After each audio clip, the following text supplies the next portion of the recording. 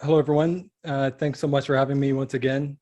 Firstly, let me just preface this presentation, sharing some troubling findings related to the perception of what actions cause climate change, which highlights the problem I'm trying to address. This study, where 85% of participants responded that humans contribute strongly to climate change, only 30% of them identified animal products as a significant contributor. So mostly Tonight, the main topics I'm going to be discussing are: what are the overall global environmental impacts of animal agriculture? What is the contribution of these systems to global greenhouse gas emissions and other ecological issues? Is regenerative grazing and buying local a solution purely from an environmental perspective? And what are effective solutions we need to be advocating for?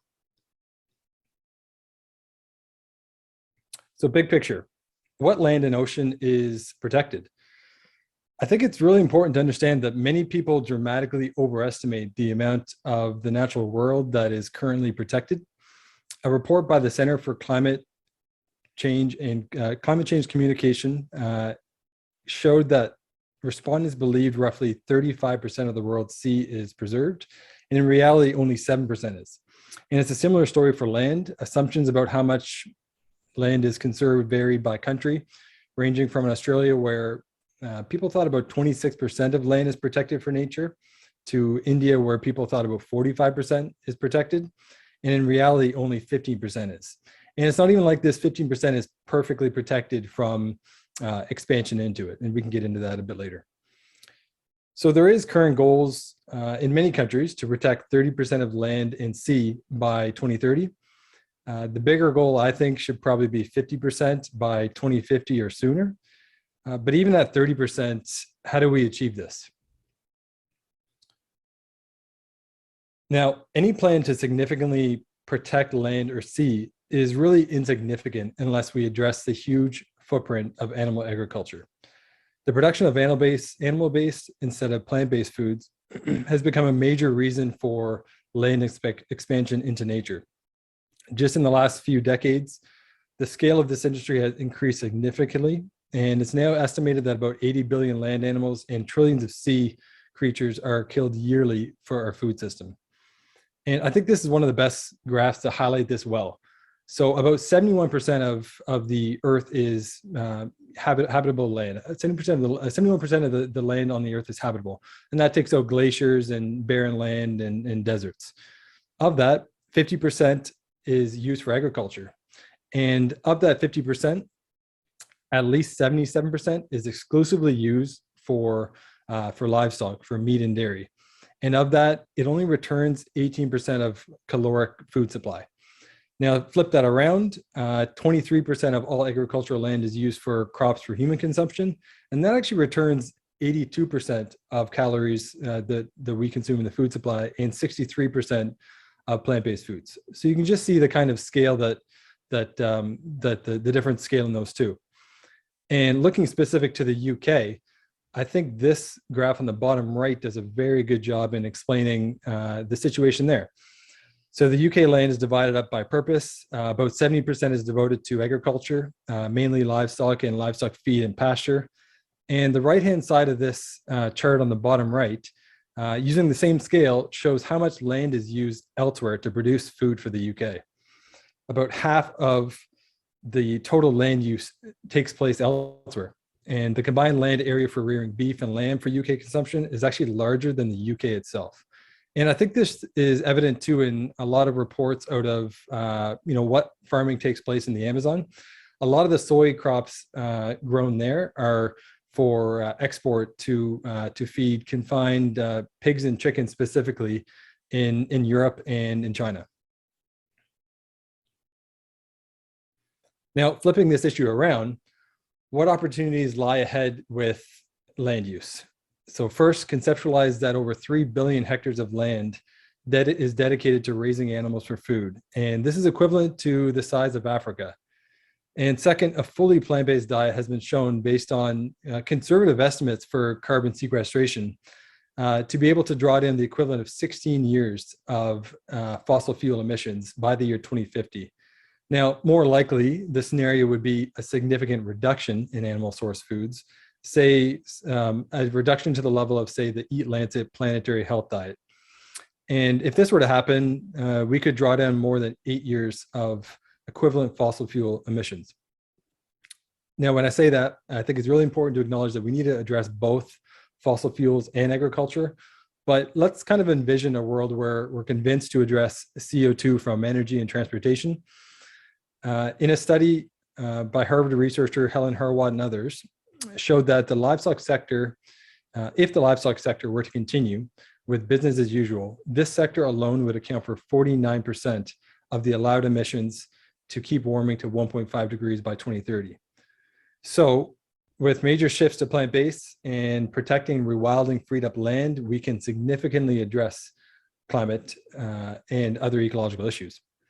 And if nothing is done, there's a recent study actually this year that's shown that extending the current diet of wealthy industrialized nations to current global populations would require an additional 35 million kilometers square to support livestock production. And that's an area roughly equal to the combined area of Africa and Australia. So you can see these two scenarios that we're faced with, and we have a decision to make. Now, this data on carbon opportunity cost of land shows how we use land is as important as reducing emissions. These carbon reduction and drawdown opportunities are not captured in country or global estimates of greenhouse gases related to agriculture. And some of you may have seen figures out of the US, like from the EPA or even Canada, from the government of Canada, showing really low estimates for greenhouse gases related to agriculture. And I think it's important to understand that one, this is not necessarily something that's done deliberately in every case. This is just certainly a new topic in factoring the full life cycle of different industries. Should have been like that from the start, but it's just really coming of importance now. And there's two real reasons why there's many misleading figures for greenhouse gases associated to agriculture. And one is what I've just mentioned up to now is the potential to draw down carbon with better uses of land is rarely ever factored into this figure. And secondly, which I'm going to talk more about later, is there's a major undervaluing of methane emissions overall, but particularly from agriculture too. And I'll get into that more in detail. So beyond animal agriculture's land use, it's been shown to be a leading cause of freshwater withdrawals, air pollution, water shortage, water pollution, and loss of biodiversity. And to really understand how this happens, it's important to conceptualize what I talked about in terms of the land used for grazing and feed crops, but also the particular loss that happens when we try to convert feed into meat. As shown on the left, there's significant immediate food loss, upwards of 97% for beef, but even a loss of 88% of calories for chicken. So for every calories of grain you feed to farm animals, you only get a certain percentage back because, of course, these are living, functioning animals. So anyone working on food loss and food waste, which I think is a very important topic to address, should be first looking at this topic because this is likely the largest source of food waste and loss that we experience in the world. The greenhouse gases associated with meat is it's a debated topic, one I looked at in detail in my thesis work. The most quoted contribution that livestock is said to have towards climate change is from the 2013 Food and Agriculture Organization's report, which stated that livestock represents 14.5% share of total human-induced greenhouse gas emissions. As a solution, they conclude that demand for meat must be met through intensification, which is factory farms, technological advancements, and further research into livestock raising with zero mention at all of plant-based diets. Now, that narrow-minded kind of conclusion is not surprising given the direct input on measurements, accounting, and methods of measuring global meat, dairy, and egg footprints. And there's been direct impacts and associations into creating these figures from many of the international commissions and associations. But besides that, I mean, there's actually some factually incorrect and very underestimated figures in this report.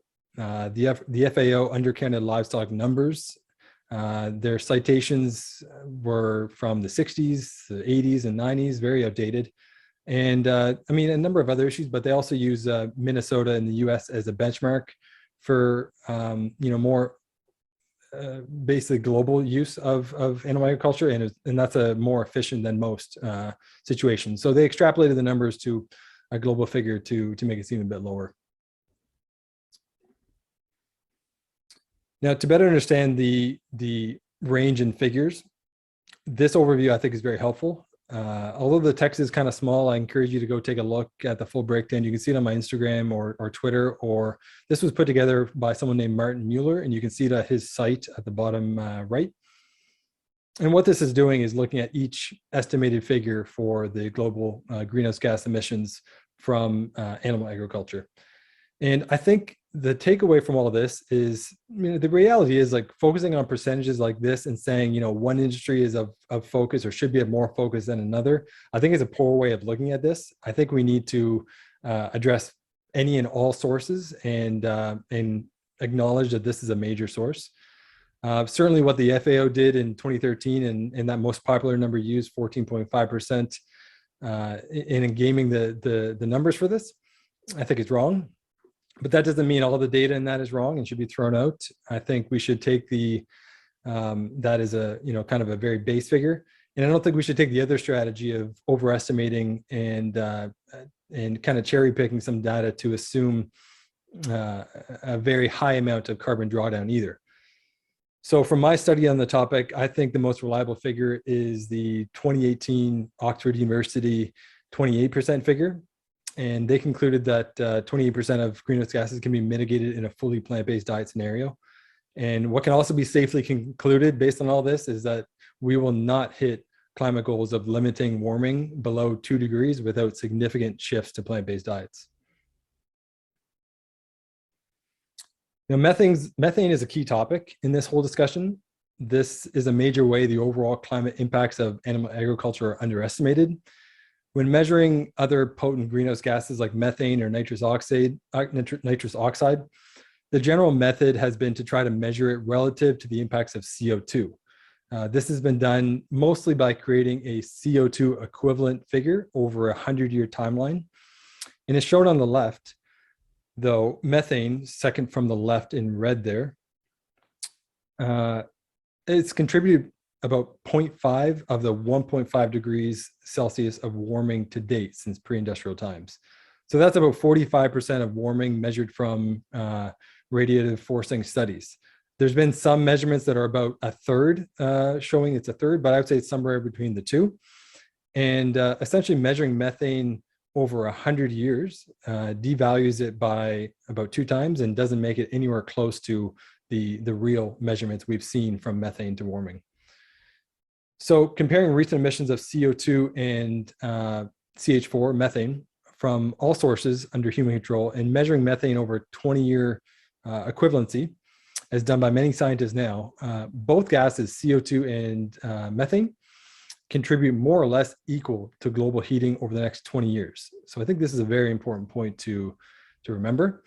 And, this isn't like fringe science that I'm sharing here. The IPCC has supported this in their recent reporting, stating that there's no scientific argument for selecting 100 years compared with other choices like 20. And really choosing this time horizon of comparing to CO2 is a judgment call because it depends on the relative weight assigned to effects at different times and perhaps the relative urgency one has in addressing climate change in a short time frame. And the longer we take in addressing these climate change impacts, the bigger chance of having feedback loops that will make this issue even worse. So I guess the question with that is, like, why is methane constantly devalued? Of course, a significant amount comes from natural gas and fossil fuels, but an almost equal amount comes from agriculture, mostly cattle. And I think it's important to understand that these two industries, particularly natural gas and cattle, have among the biggest lobbying groups, and there's recent studies highlighting this very well. So the subsidized disinformation campaigns play a major role in all this. the massive animal agriculture industry has benefited from this kind of romanticized idea of a small local farm.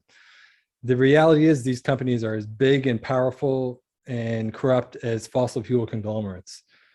So furthermore, just as big oil is a problem, big livestock is equally an issue and are given a pass on any form of emissions or environmental damage reductions. This is despite the top 5 meat and dairy companies combined emit more greenhouse gases than ExxonMobil, Shell, or BP individually. This is true even though it's been measured that most of the top 35 global meat and dairy giants either do not report or underreport their emissions. So there's very little accountability here. And I'd highly recommend looking at this study. It's worth a read. And I think it's important just to realize that this animal farming industry is taking a lot of manipulative strategies from the smoking and fossil fuel industries from previous decades.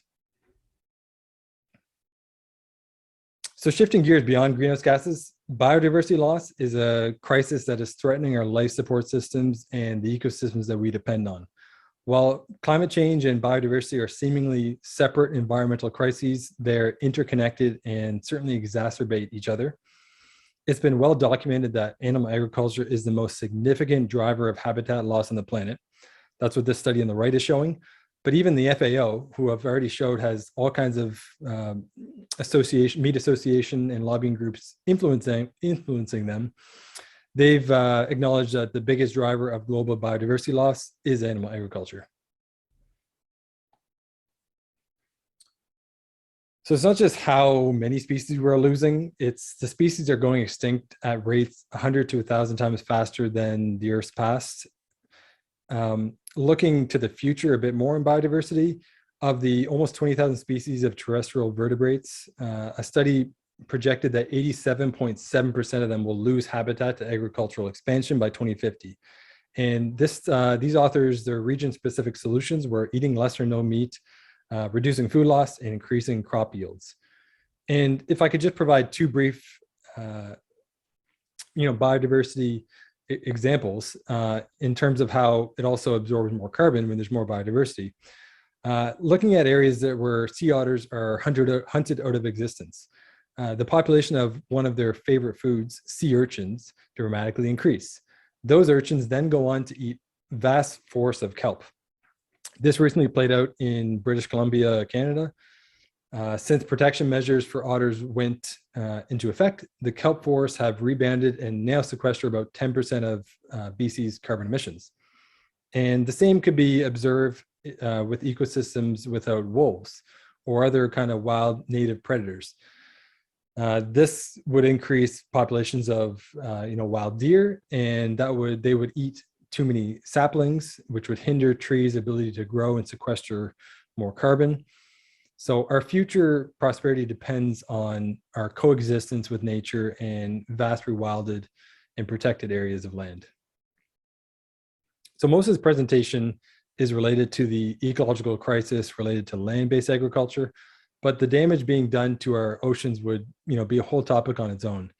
One recent report by the IPBES, which is the Intergovernmental Policy Platform on Biodiversity and Ecosystem Services, they showed that 66% of the marine environment is severely altered by human actions, and 55% is covered by industrial fishing. So in terms of biodiversity loss, I would say ocean probably leads the way. This is a result of both, bycatch and the technological prowess of fishing. And the World Wildlife Fund acknowledges this too in their 2020 Living Planet report. They stated that fishing for human consumption is considered to have the greatest impact on ocean biodiversity. And they compared to other factors most commonly cited like climate change and pollution. So by the year 2100, without significant changes, more than half of the world's marine species may be close to extinction. Currently right now, sharks are less than 10% of the original population. Most whales are less than 1% of the original population. And not just in the oceans, but like freshwater areas have, not been immune to biodiversity loss. Biomass in freshwater has declined by about 84%. So often when this topic comes up, the question comes up, well, what about sustainably, certified caught fish.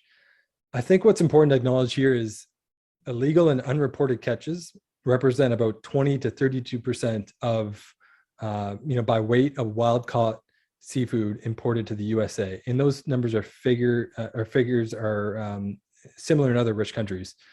And it's estimated that 26 million tons of fish per year are caught illegally for a $23 billion black market. And compounding these issues is a recent study that showed nearly 40% of the fish studied for mislabeling were not what was advertised. So there's just a whole lot of concerns over this, the greenwashing happening in with regards to fish and oceans. And environmental justice certainly deserves an entire presentation on its own too, but I want to just highlight the consequences of air pollution. The largest environmental risk factor for mortality worldwide is air pollution. And related to agriculture, a recent study showed that 80% of the almost 16,000 annual deaths in the US that resulted from food-related fine particulate matter pollution are attributed to animal-based foods. So 80% of that could be avoided with a plant-based diet. And I think this entire thing, as well as a justice and racial issue, as concentrated animal feeding operations are disproportionately located near racialized and marginalized communities, leading to residents suffering from increased air pollution, respiratory illness, water contamination, of course, mental health issues, and elevated blood pressure. So that's all some kind of depressing stats, but I think we should see this as a massive opportunity as well. If we stop agricultural expansion and stop emptying the oceans and protect some land and ocean for rewilding, wildlife populations are resilient and they will recover. So what is kind of that competition with this strategy to shift to plant-based diets? Certainly one theory of change is to shift to so-called regenerative agriculture. The question is this scalable? And, what does the evidence show? Regenerative agriculture largely lacks an agreed upon definition, but the corporate investments into it have forms of cattle grazing, they integrate cover crops, and use other forms of conservation agriculture like composting and polycropping. Now, does this make beef carbon neutral? First, it's important to understand, the big picture in all this. At a global level, beef cattle alone use nearly 60% of the world's agricultural land, but account for less than 2% of global calories and 5% of global protein consumed. Now, compared to plant proteins such as beans, peas, and lentils, beef requires 6 times more water and 20 times more land, and typically emits 20 times more greenhouse gases per gram of edible protein. Now, if we shift to more grass-finished beef, contrary to initial perceptions from many, we actually would be producing up to 4 times more methane than that from feedlot finished cattle. Grass-fed and finished cattle produce more methane for a couple of reasons. One is that they just live longer, albeit still relatively short lives. And they also eat a more fibrous diet. And this causes them to burn more, creating more methane. But let's look closer at the claims around regenerative agriculture. Soil is a big part of the discussion, yet soil organic carbon is far higher in undisturbed or natural ecosystems. Agricultural land stores 25 to 75% less soil organic carbon on average. So to me, truly regenerative agriculture needs to consider aspects beyond just soil, but also what frees up land, what regenerates biodiversity, beyond just maybe a few more birds and insects, but increase native wild animals, and in turn can increase carbon sequestration. The regenerative ranching movement ignores the alternative non-agricultural land uses as well, like restoring forest, peatland, wetlands, or even solar farming. Now, part of this movement is a lot of information around what's called marginal land. This is a myth that claims grazing cattle is the best agricultural use of grasslands. Now, firstly, even poor quality soils can support hardy plants like hemp, leafy greens, fruit trees, a lot of ancient grains. And secondly, it's a very human-centric belief that only the only use of degraded land is domesticated grazing, because in fact that could degrade it a lot more. The wild animals in these areas, largely at odds with cattle farming and fenced out, um, can help repair the land as well. And we can also do some strategic rewilding that would do a much better job to repair land. Now, is there a spectrum to cattle grazing? And can some forms improve land versus previous intensive uses? Of course. One of the best ways involves allowing large areas of land to rest, including cover crops, compost, and many other conservation techniques. Another common claim in this space is that grasslands store more carbon than forests. This originated from a single study from an author with a dairy background in California, unsurprisingly, who also factored in significant wildfires.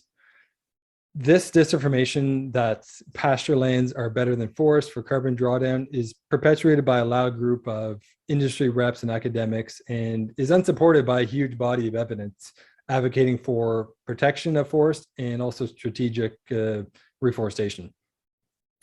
The past couple of years during COVID saw a major increase in deforestation as regulations were lifted in many countries, largely for animal agricultural expansion. And simultaneously, there's increasing misinformation about cattle somehow being necessary to maintain land. Now, not only is this an idea with historical baggage rooted in colonialism, but it's factually incorrect.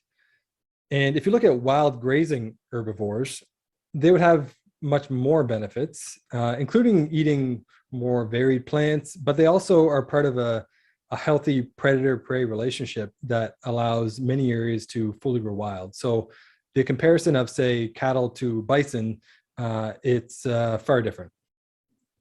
There's a very wonderful short documentary that looked at this topic. It's called Rewilding a Mountain, and it's produced by Dr. William Ripple. I'd highly recommend that. And overall, as the World Resources Institute stated in a recent report, protecting forests offers the greatest potential to mitigate climate change based on land area.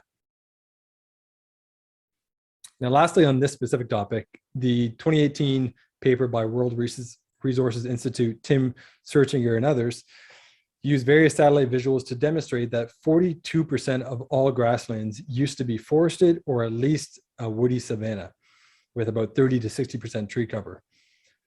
So I think it's also important to acknowledge that, grasslands that that people are clinging on to and saying that, these are native grasslands, a lot of them aren't. A lot of them used to be forests. Another common myth that I want to cover in this is this idea that buying local and organic is the best environmental decision to make with regards to food. The data shows that this is flawed and a distraction from shifts to plant-based diets. Transport typically accounts for less than 1% of beef's greenhouse gas emissions. Choosing to eat local has very minimal effects on its total footprint. You might think this figure is strongly dependent on where in the world you live and how far your beef will have to travel, but it really doesn't make a whole lot of a difference. Whether you buy it from the farmer next door or from far away, it's not the location that makes the carbon footprint of your dinner large, but the fact that it's beef. With regards to the organic versus synthetic fertilizer debate, I think it's largely a distraction from what really should be happening, is focusing on what you eat, which is much more influential than how it is produced. Now, once you're eating plant-based or mostly plant-based, certain shifts to organic, especially stock-free, can have increased ecological benefits there. Now, while the vast majority of monocrops are inefficiently fed to livestock, it's also important that we advocate for forms of regenerative plant farming. There's a number of excellent groups working on this, but I just wanted to quickly shout out to the Biocyclic Vegan Group. Their certified farms have what's called biocyclic soil that protects from erosion and dehydration and significantly binds CO2, creating permanent humus. Now, a lot more research is needed here. But I would say this is certainly the closest form of regenerative plant agriculture that I've come across. And regenerative plant agriculture can scale. I think this is a really important part. It would require some additional kind of investment and efforts into large-scale composting facilities, but we should be doing that anyway because this would largely help address the 30% of all food globally that is wasted. While eating a whole food plant-based diet is key for our health and is also best for many environmental metrics, I think it's important to be aware of the cultural and psychological components involved in behavioral change. A plant-based and cultured meat can largely speed up this transition, and I think it would come with a lot of net environmental benefits. Singapore just approved the sale of cultured chicken from Ecologist. They're calling it good meat, I believe.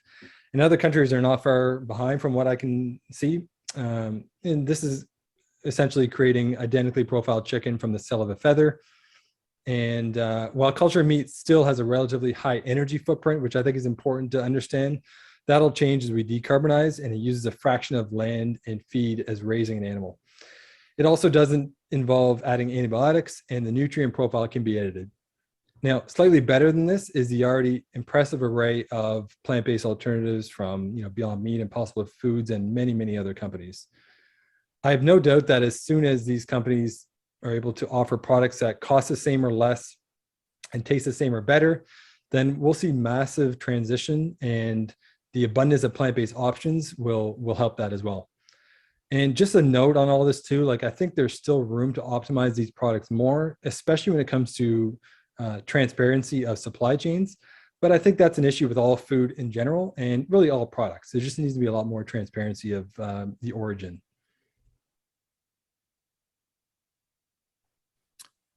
Government action can be a key driver in creating systemic change. Many governments have revised their national food guides based on the large body of science around the benefits of reducing animal consumption. It's important we hold them accountable to also shift subsidies and shift meal plans, especially at schools, hospitals, and government facilities, and urge local representatives to demand this change. New food guides from countries promoting plant-based foods include, Canada, where they're saying choose protein foods that come from plants more often. In Sweden, where they're saying eat less meat, choose more plant foods instead. And Brazil, where they're saying choose diets based on a variety of foods of plant origin with sparing amounts of foods of animal origin, creating less stress to the physical environment for animals and biodiversity in general.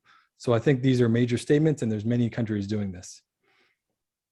And while there's a lot of marketing and propaganda creating uncertainty around this topic, the scientists and experts working in this field are not confused about the data.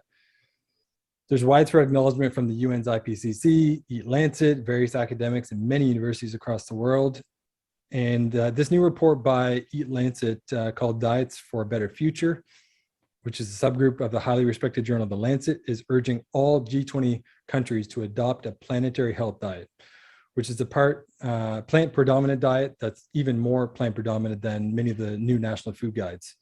And I think environmental groups can learn a lot here and just understand that when it comes to the largest kind of human pressures on Earth, global food production is up there with any. I'm going to skip through this because we're about close for time, but this is just a number of other groups saying the exact same thing, just to add to the point I've already mentioned, that there is a widespread consensus that we need to shift in a major way to plant-based diets. Here's just a few kind of personal tips and recommendations based on everything I've read on the topic and learned and been in field.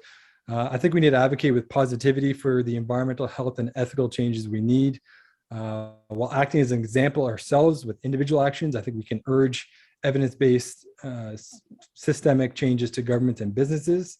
And we need to demand transparency from food companies and be wary of greenwashing, and really know that perfection is the enemy of good, and a major shift towards plant-rich diets, especially within a society that normalizes the alternative, is significant progress. And you can find a lot of the work I'm doing at plantbaseddata.org.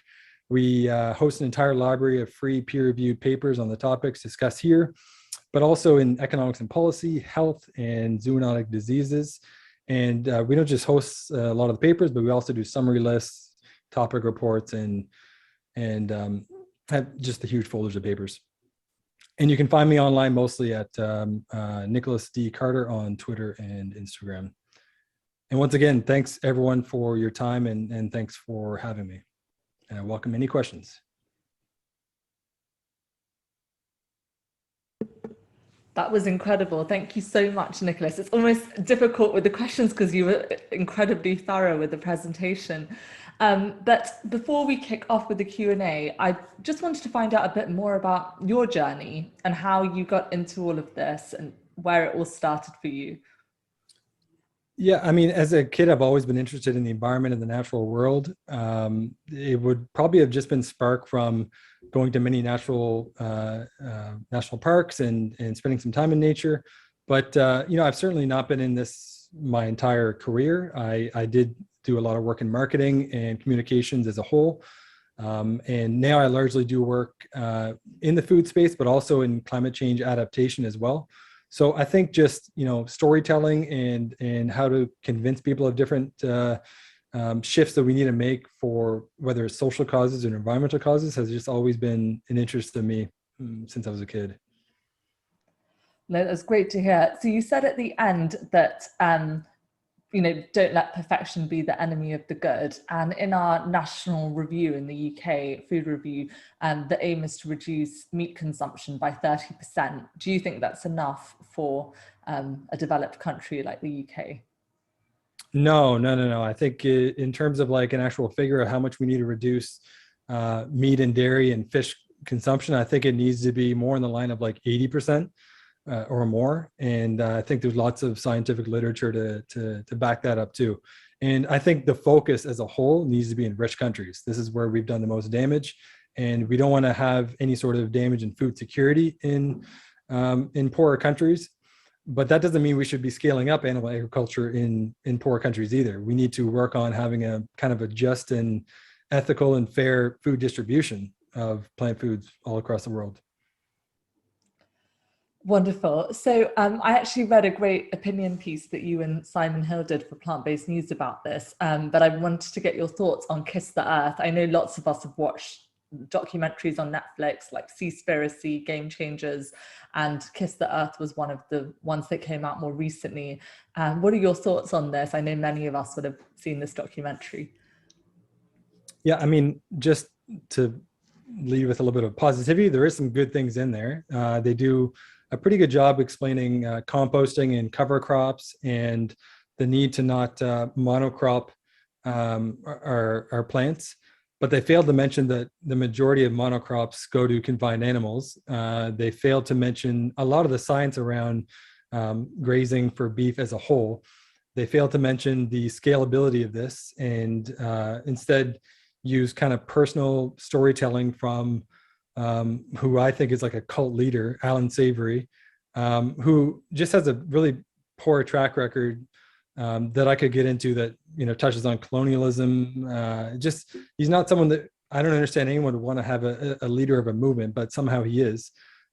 So yeah, I think Kiss the Ground is propaganda largely, but there is some takeaways in terms of improving plant agriculture. And I think that's something that people are working on anyway.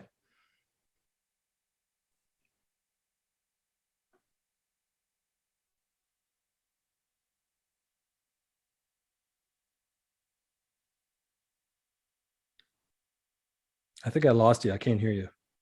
Oh, sorry. There you go. Yeah. Muted because of the London traffic going by. No problem. So there's a lovely comment that's saying, wow, so knowledgeable and in depth. Thank you so much. All of us here tonight totally agree with your viewpoint that evidence is indisputable. The question is, how can we get that message through to politicians, bearing in mind that animal agriculture wasn't even on the agenda at COP26? It's a great question. I don't have all the answers to that. Certainly in my experience in meeting with lots of politicians, leading with the topics of innovation and economics is of importance. And there is lots of evidence to back up the importance of a shift to plant-based diets for the economy, for labor, ethical labor standards, but also like innovation. And I think this is where all these new plant-based products and even cultured meat can play a big role. And I haven't met with many politicians, aside of maybe some that are specific to animal agricultural ridings, which of course they're not going to be on board with this. But I haven't met any that weren't intrigued by this and intrigued by the idea of replicating the taste and texture of meat with plant-based products. And I think as of now, I think that's a good way to approach it. And if you're in one of the countries that has shifted their food guides, their national food guides, which a lot are shifting to be more plant predominant and plant-based, advocate for that. Bring that to the politicians and say, what are you doing to make the changes locally and in government facilities and schools? What are you doing to replicate this? And it could help. And similar to that, someone's asked about schools as well. So are there any, so they're kind of in hospitals and healthcare organizations, that is some slow progress, but there is perhaps a little more progress being made. Are there any tips on strategies for success, given that many adults unfortunately don't seem to want to listen? How can we educate the next generation about this? Yeah, I mean, I think it needs to start very young. There was a recent study I read about perceptions of kids in terms of what they eat. And if I'm remembering the study correctly, they basically asked kids what they thought they were eating, whether they were eating like a plant-based meal or they're eating meat. And very few kids identified that they were eating an animal when they were eating an animal. So I think this starts at a very young age in terms of just like awareness and understanding of this topic. Of course, lots of the stories, you know, we read kids are still based on like animal farms, and I think that just needs to change. And in terms of like schools, I've even seen progress with my kids. They're young kids in school, and there's plant-based options in every single meal now. The school my daughter goes to is actually fully vegetarian and has vegan options every day. So I think a shift is happening, but I'm certainly a bit troubled by like, so in New York, of course, they had like I think it was Vegan Fridays at schools in New York, and that was just met with so much backlash, and I just don't understand it, because it's like one meal, one day a week, introducing kids to new foods. This should be welcomed. And you know, maybe it's just some loud people online, but and I think it probably is more popular locally, but it is what needs to happen. Definitely, couldn't agree more. So what are you mentioned plantbaseddata.org, which is like such a brilliant website, and I know that you co-founded that. What are your other top tips and resources for cutting through the misinformation? Because there clearly is just so much of it out there, and how can we sift through the noise and really identify which are the best places to get our information from on this topic? I mean, it's difficult. It's this is why we created this resource, because we just found that one, access to quality peer-reviewed research is still not available to everyone. So there is barriers to understand or having access to some of the best scientific evidence, and there shouldn't be. So that just philosophically, I think, is something that we wanted to do. And you know, I think there just needs to be better understanding of critical analysis and what is good evidence. Of course, social media has not helped here. It amplifies whatever grabs your attention, not what is actually true. And this is troubling, and especially when you don't have, you know, an understanding of what the best forms of evidence is, whether it's peer reviewed, if it's you know, a meta-analysis, who wrote it, where the funding came from.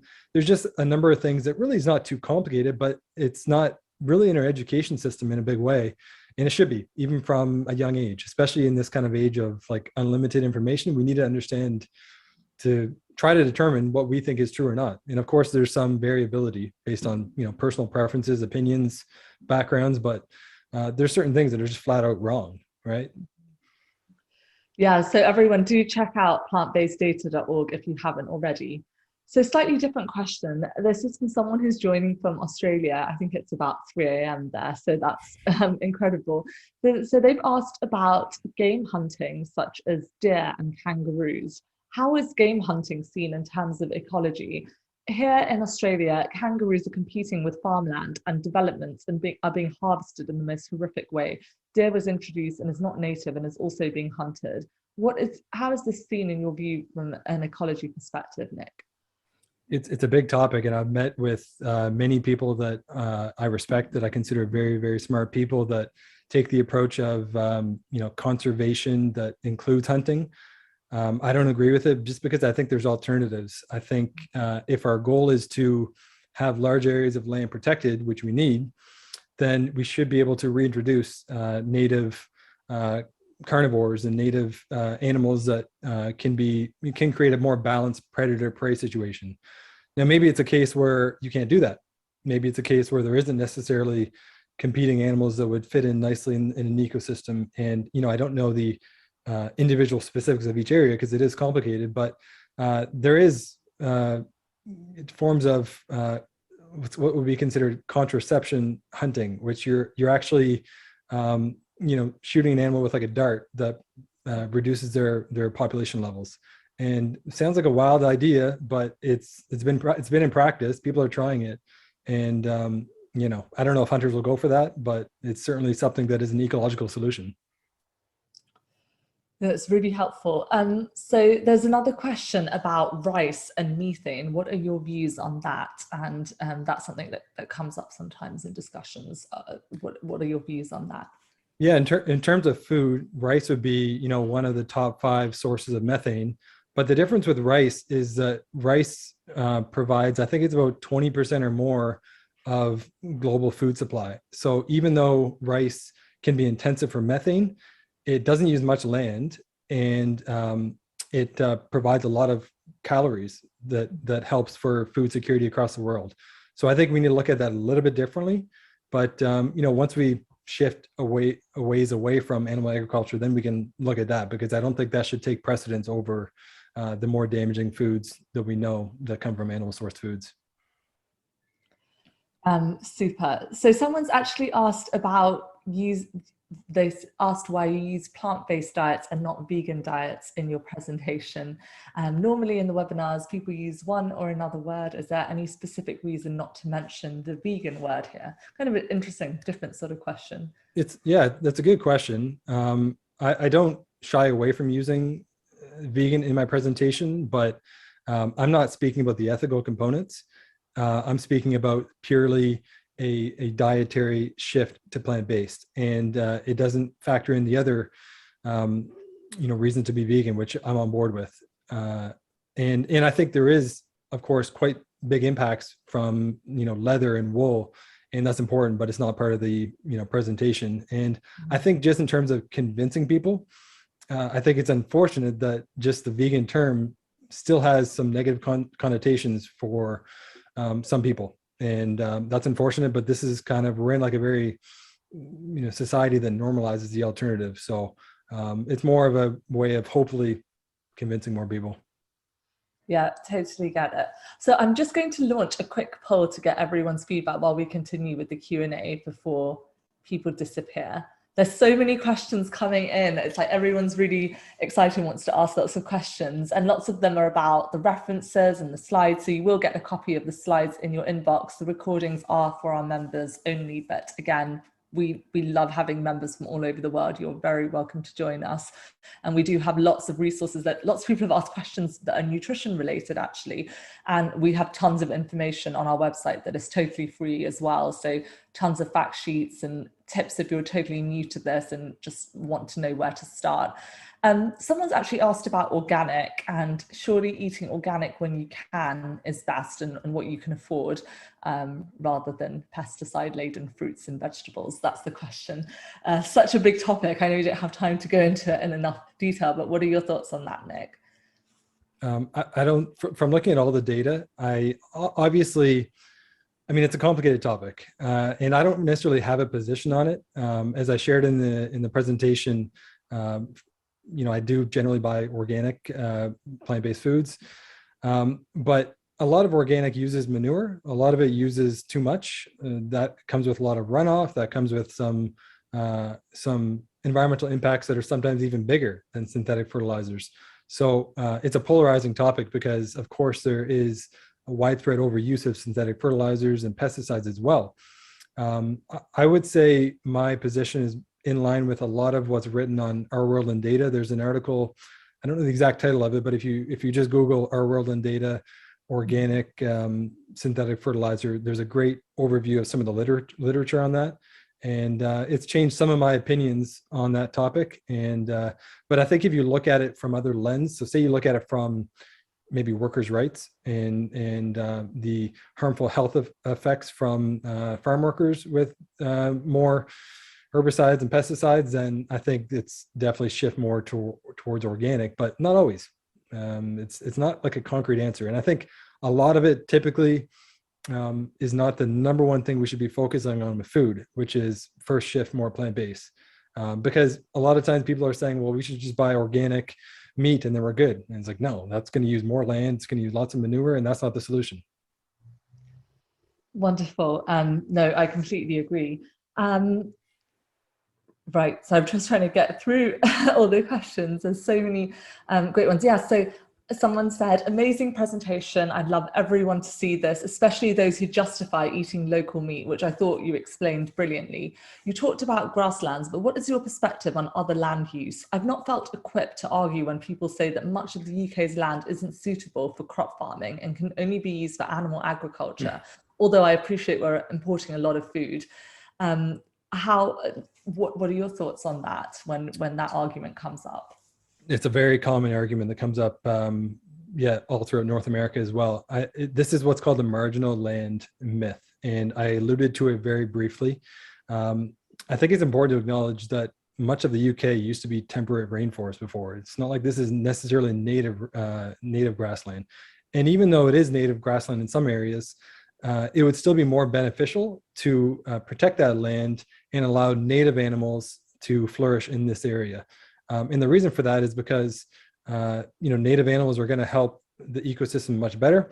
They're going to enhance other biodiversity in the area and also enhance carbon drawdown. And I think overall, this kind of idea that some sort of land can only be used for, say, cattle grazing, it's a very like anthropocentric idea. It's a very human-centric idea. It's this idea that if we're not managing it in some way, then it's useless. And I think that's the kind of thinking that got us in a lot of this problem. And what I also showed in terms of just like the amount of proteins and calories we can get from plants, we don't need the farmland anymore. So we don't need the 75% of land of agricultural land that's used for meat and dairy. So instead, if we grow plant crops that are suitable to each country and have a good, ethical, fair distribution of food, which we already kind of have worked out to some extent, then this would be a much better solution. Perfect. And someone has asked about incentives to actually transfer from the animal-based farming that we've just talked about to, for example, lentil production. Have there been any examples of that, or you've seen it working in action around the world? Yeah, I have seen examples in Canada specifically. We're now, I believe, the largest producer of lentils, and that didn't happen because any sort of ethical or necessarily even environmental causes. This happened over the last maybe decade and a half, and a lot of it is still exported because we're not the largest consumer of lentils. But this has happened on a lot of the agricultural land in the Western Canada that traditionally was pasture.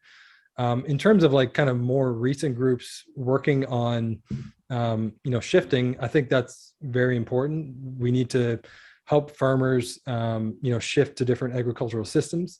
And I think for those ranchers that love what they do, will say they'll never change from cattle grazing. I think a kind of middle ground to support them here would be incentivizing them for actual science-based conservation practices. So doing more cover crops, composting, growing trees and natural areas, natural vegetation around the perimeter of their farm. These are ways that we can start crediting them for these conservation methods, and maybe it'll take over their business, because it actually has happened in some countries where there's carbon credits as a form of an agricultural incentive. And some farmers have switched to kind of farming for carbon and conservation because they've made more money in doing that. Wonderful. So one final question. Well, you actually touched on this really beautifully in the presentation, but it's about the proliferation. Someone has concerns about the proliferation of ultra-processed vegan foods regarding the quality of the products, obviously some of the claims that are made by these companies, I've lost it. The environmental impact of the products and how this compares with other plant-based proteins, which you did mention are also, fantastic in their own right, like peas, beans, lentils, and so on. And what are your thoughts on how do we actually navigate that balance between obviously promoting these plant-based whole food proteins that have so many health benefits, and you can't really compete with that, along with the innovation and technology and cultured meat and things? Yeah, it's a great question. And I think, I'm convinced the net environmental benefits are far better, and it's a huge environmental improvement. Health-wise, that's obviously still up for debate, and it's probably not. But if we can convince more people to shift plant-based and incorporate maybe 25%, maybe 40% of these plant-based products that could be considered ultra-processed, then I think that's still progress. And I think there's also an area to acknowledge that not all these plant-based products are created the same health-wise either. Like, there is a variance in that sense as well. And there's improvements that can be made there. And I would like to see a lot of these plant-based companies, be promoting more of the environmental benefits, because there's this kind of idea that it's ultra-processed, and there's also this idea that it's all monocultures and monocropping. And I know that's not the case. It is the case probably for some extent, but they should also be advocating for the amount of land they can free up by doing this. And I think consumers are starting to, be aware of environmental benefits and making some food choices based on that as well. So I think that would help. Definitely. And I think consumers are increasingly savvy about this. We actually have a great blog talking about meat alternatives on our website for anyone who's interested. But yeah, I agree with your take on it. And that psychological and behavior change component is one that we can't ignore either. So I think we'll wrap up on that note. We have such lovely comments. Someone has said, thank you so much for your presentation this evening. Your presentation was so comprehensive, evidence-based, clear and logical, fantastic. Thanks for such an informative and thought-provoking presentation. You covered so many important aspects of the subject. And I know I gave you so many questions in the Q&A as well. So I know everyone will have taken away. I've certainly learned so much, and we'll be revisiting your website, plantbaseddata.org. There were lots of questions that I didn't even get to, for example, covering soya, and is that you touched on how most of that is going towards livestock feed and things, but there was some more questions around that, and I would urge everyone to again go and check out the resources on your website. There were lots of things that we didn't get to cover in the Q&A, but thank you all so much for your questions and for coming this evening. Do spread the word. I'm sure we'll have you back on our program again sometime next. It's, you're just such a wealth of knowledge on this topic. And for everyone who's interested, I know lots of you had nutrition questions. We have so much information on our website, and I do these webinars every fortnight. So do go and check out what we have on our webinars page. And I hope to see you back in the future for another webinar. So good night, everyone, depending on where you are in the world, and hopefully see you soon. All right. Thank you so much. Thanks, Nick.